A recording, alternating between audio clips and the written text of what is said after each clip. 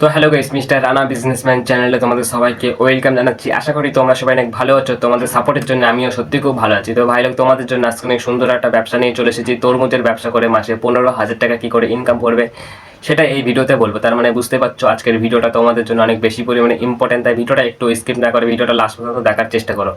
আর তোমাদেরকে একটাই রিকোয়েস্ট করবো, চ্যানেলে যদি নিউ হয়ে থাকো চ্যানেলটাকে সাবস্ক্রাইব করে নাও, কারণ এরকম unique video and important video তোমাদের জন্য ডেইলি আপলোড হতে থাকে এই চ্যানেলটা, ঠিক আছে? তাই একটু ভাবা চিন্তা না করে চ্যানেলটা তাড়াতাড়ি সাবস্ক্রাইব করে নাও।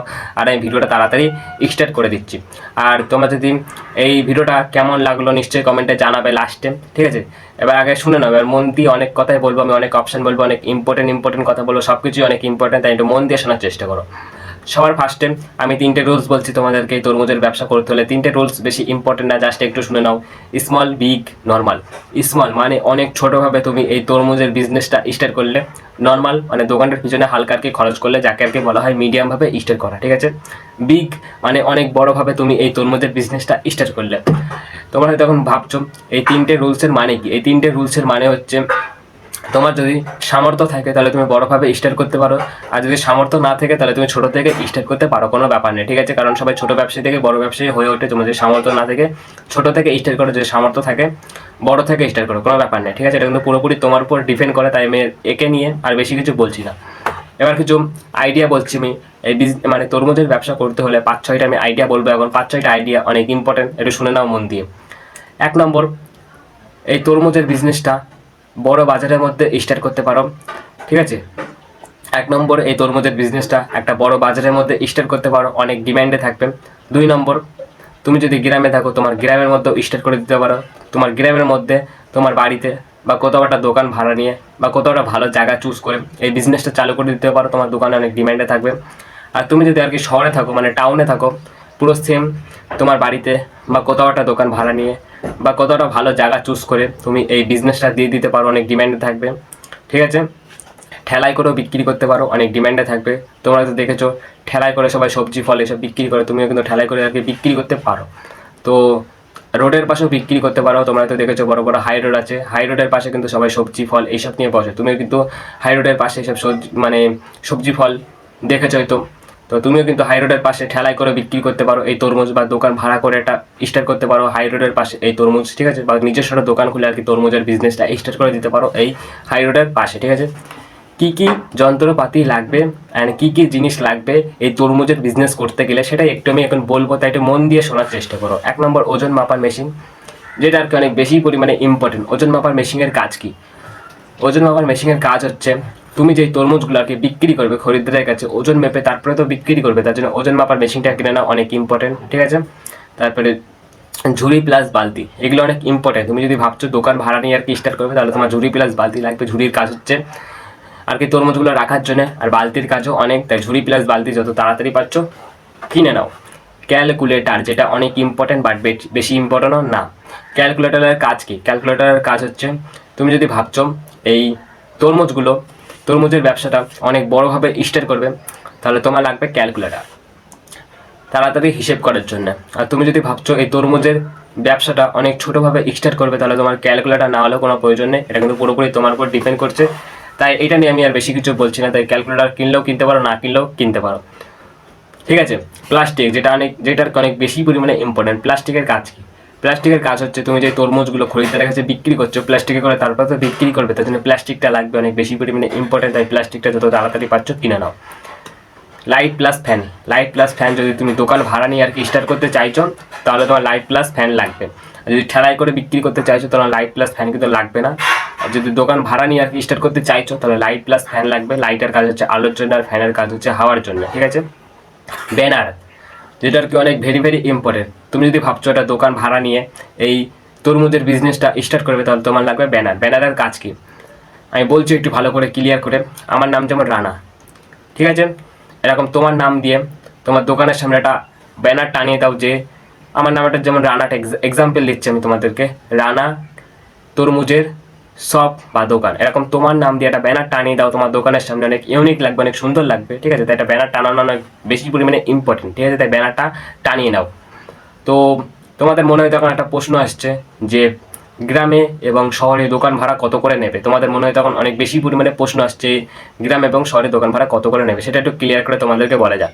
তুমি যদি আর কি গ্রামে থাকো তাহলে তোমার দোকান ভাড়া নিয়ে নেবে 1 থেকে 2,000 টাকাটা নর্মালি দোকান, কারণ গ্রামের দিকে দোকান ভাড়া একটু কম করে নেয়। আর যদি শহরে থাকো তাহলে তোমার দোকান ভাড়া নিয়ে নেবে 3 থেকে 4,000 টাকা, ঠিক আছে? শহরে একটু দোকান ভাড়া বেশি নেয়। এবার অনেক ইম্পর্টেন্ট অনেক কথাই বলবো তোমাদেরকে, একটু মন দিয়ে শোনার চেষ্টা করো। কোথা থেকে আর কি তরমুজ কিনবে? তোমাদের মনে হয় তখন প্রশ্ন আসছে কোথা থেকে তরমুজ কিনবো, কোথায় বিক্রি করবো, ঠিক আছে? এটা একটু আমি ক্লিয়ার করে বলে দিচ্ছি কোথা থেকে তরমুজ কিনবে। 4টে অপশন বলবে, 4টে অপশনের মধ্যে তোমার যেটা সুবিধা মনে হবে, যেটাকে বেস্ট মনে হবে তোমাদেরকে, তুমি সেরকমভাবে কিনতে পারো। 1 নম্বর, ভোরবেলা কোনো বড় বাজারে চলে যাও, ওখান থেকে তুমি তরমুজ কিনে এনে নিজের বিজনেসে লাগাতে পারো। মানে ভোরবেলা 4টে থেকে 5টার মধ্যে কোনো বড় বাজারে চলে যাও ভোরবেলা, ওখান থেকে তুমি তরমুজ কম দামে কিনে এনে নিজের বিজনেসে বেশি দামে লাগাতে পারো। 2 নম্বর, কৃষকদের কাছ থেকে তরমুজ কিনে এনে নিজের বিজনেসে লাগাতে পারো। মানে যেই সব কৃষকরা আর কি তরমুজের চাষ করে তাদের কাছ থেকে তুমি তরমুজ কিনে এনে নিজের বিজনেসে লাগাতে পারো, ঠিক আছে?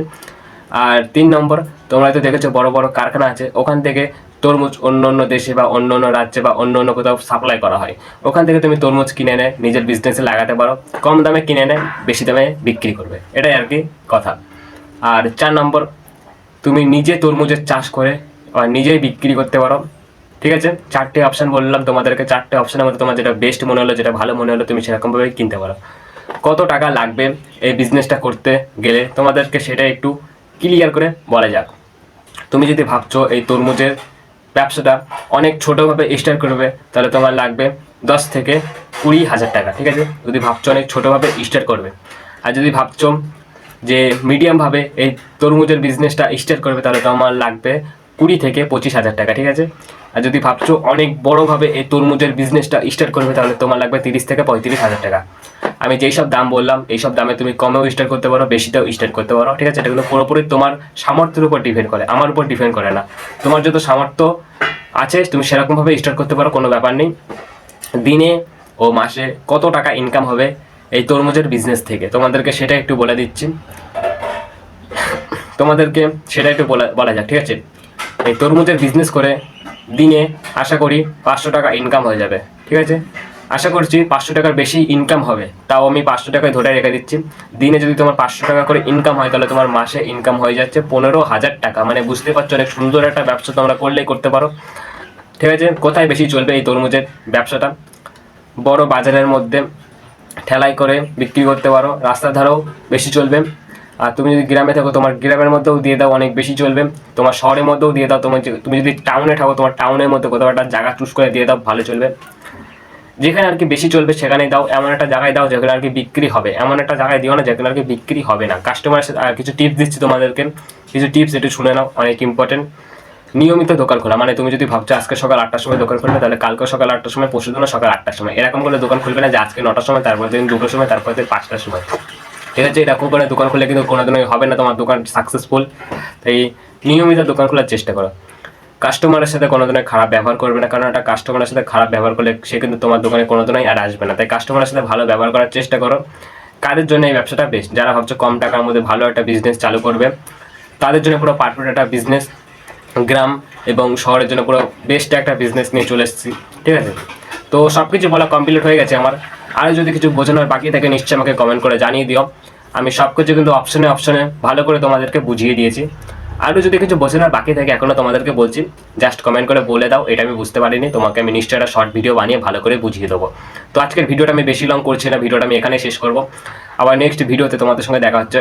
তো সবাই ভালো থেকো, সুস্থ থেকো, আজকের মতন বাবাই।